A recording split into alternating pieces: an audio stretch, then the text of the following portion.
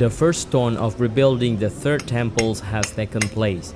Now, more stones have been prepared. The stones are not just regular stones, it must be cut by Jews with the intentions of honoring God's name. The Jewish Rabbi who prepared the stone explained that the Jews have a Torah commandment to build the temple. He has been told that the stone for the temple building were cut outside of the temple mounds and transported to the temple mounds. Once on the temple mounds, it was forbidden to use iron tools to form the stones. By the time you are watching this video, the devoted Jewish rabbi have collected many stones for the altars and ready to build the temple.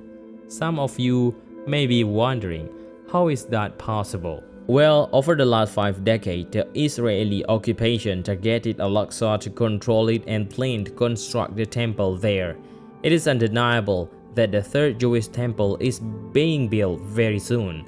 First of all, let's look at Bible prophecy. Ezekiel chapter 37, Daniel chapter 9, and the book of Revelations all speak to a time when the temple will be rebuilt.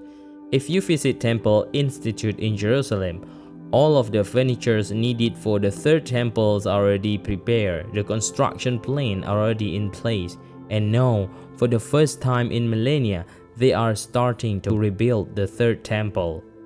In Ezekiel chapter 37 verse 28, the Hebrew prophet all proclaimed that in the last days, the exiles of Israel would return to the promised land and that the temple would be rebuilt. These phenomenal end-time events are unfolding before our very eyes. Not only are the exiles of Israel returning to the promised land, but the preparation to build the third temples are progressing through the efforts of the Temple Institute and the Temple Mount's faithful movement.